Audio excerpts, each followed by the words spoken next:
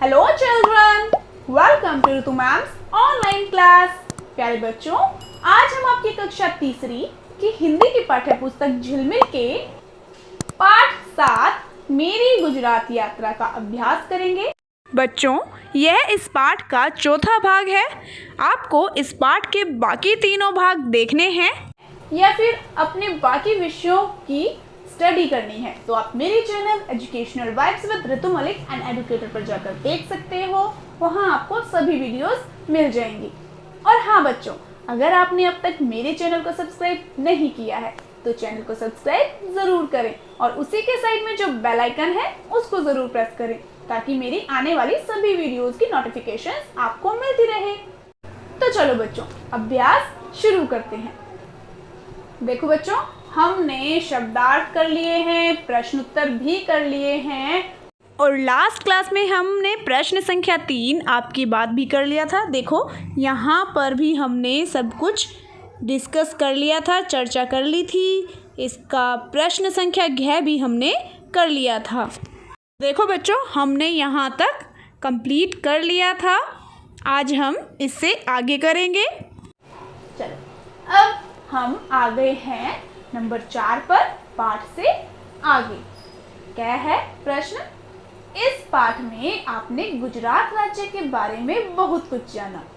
अब अपने राज्य से संबंधित निम्नलिखित जानकारी प्राप्त करके लिखें। जैसे राज्य का नाम, हमारे राज्य का नाम क्या है?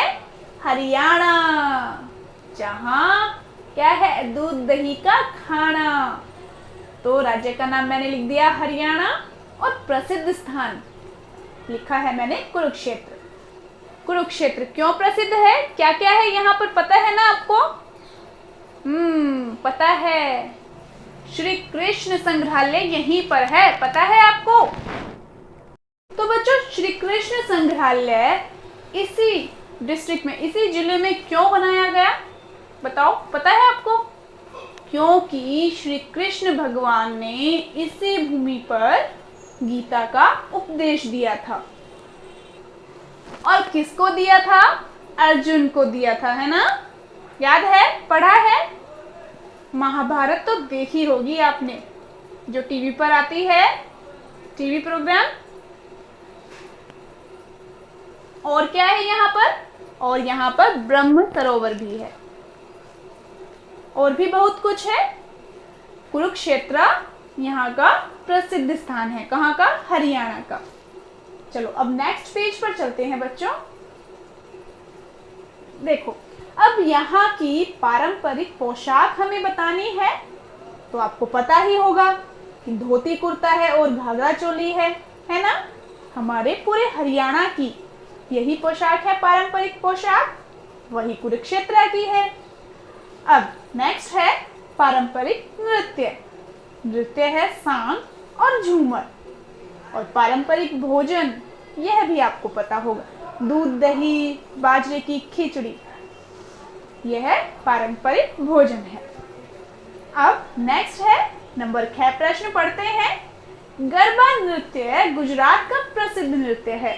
नीचे कुछ नृत्य दिए गए हैं, पता करें और लिखें। देखो मैम ने पहले से ही लिखे हुए हैं, है ना? देखो, भंगड़ा। भंगड़ा कहाँ का है? पंजाब का है बच्चों। और डांडिया है गुजरात का। और घूमर नृत्य है राजस्थान का। और कथकली नृत्य है केरल का। और भी कुछ नृत्य अगर आप अपने आसपास अपने बड़ों से पूछकर लिख सकते हैं तो लिख लेना कि नृत्य और उस नृत्य की जगह, मतलब कहाँ का है वह नृत्य, वह भी ठीक है, ऐड कर देना यहाँ पर। अब है ग प्रश्न कि आप जब भी बाहर घूमने के लिए जाएं, अपनी यात्रा का वर्णन कॉपी में लिखें और साथियों को दिखाएं। तो बच्चों, यह तो आपको स्वयं करना है। कभी घूमने जाएंगे ना तो उसका पूरा वर्णन आपको अपनी कॉपी में लिखना है। अमित ने भी लिखा ना, इसी तरीके से लिख लेना। डायरी में डेट भी डालनी है, टाइम भी डालना कि मैं कहाँ गया या गई, ठीक, किस समय पर। अब देखो घ प्रश्न। वैष्णव जन तो तेने कहिए, जे पीड़ पराई जाने रे। पर दुखे उपकार करे, तो मन अभिमान ने आने रे। यह गांधी जी के प्रिय भजन का एक अंश है। इस पूरे भजन को खोजकर अपनी कॉपी में लिखे। तो बच्चों देखो, मैं आपको पूरा भजन दिखा देती हूँ। यह रहा पूरा भजन। चलो गाते हैं इस भजन को। वैष्णव जन तो तेने कहिए, जे पीड़ पराई जाने रे। पर दुखे उपकार करे, तोय मन अभिमान ने आने रे। सकल लोक मान सहने वंदे, निंदा न करे के नीरे। वाच काछ मन निश्चल राखे, धन धन जननी तेनी रे। समदृष्टि ने तृष्णा त्यागी, पर स्त्री जी ने मात रे। जिह्वा थकी असत्य न बोले, पर धन नव झाली हाथ रे। मोह माया व्यापे नहीं जेने, दृढ़ वैराग्य जेना मन मान रे। राम नाम शून ताली लागी, सकल तीरथ तेना मन मान रे। वन लोभी ने कपट रहित छे, काम क्रोध निवार्य रे। भने नर सैस्यो तेनु दर्शन करत, कुल्हे को तेर तार्य रे। वन लोभी ने कपट रहित छे, काम क्रोध निवार्य रे। भने नर सैस्यो तेनु दर्शन करत, कुल्हे को तेर तार्य रे। वैष्णव जन तो तेने कहिए, जे पीड़ पराई जाने रे। पर दुखे उपकार करे, तोय मन अभिमान ने आने रे। तो ठीक है बच्चों, यह था गांधी जी का प्रिय भजन जो हमने पूरा गाया।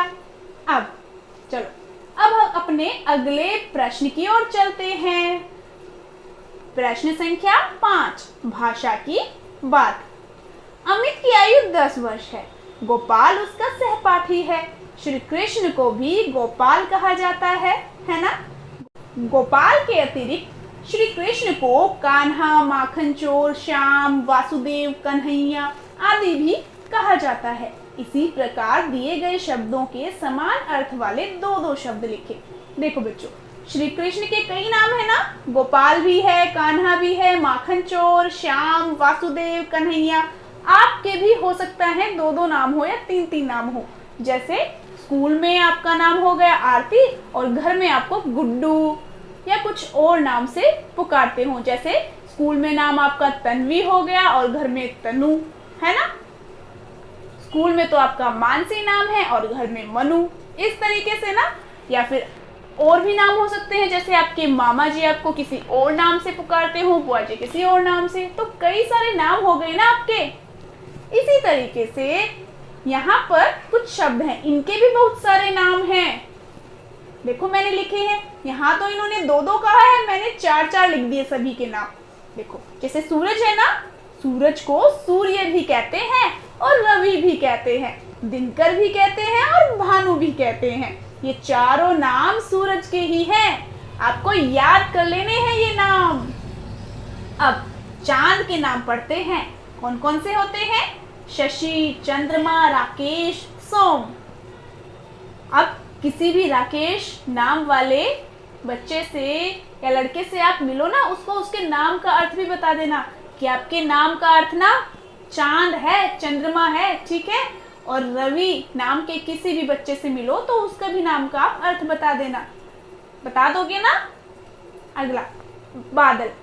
बादल के नाम देखो, घन, पयोद, जलधर, वारिद। और आकाश के नाम नभ, गगन, आसमान, अंबर। ये सभी आकाश के नाम हैं।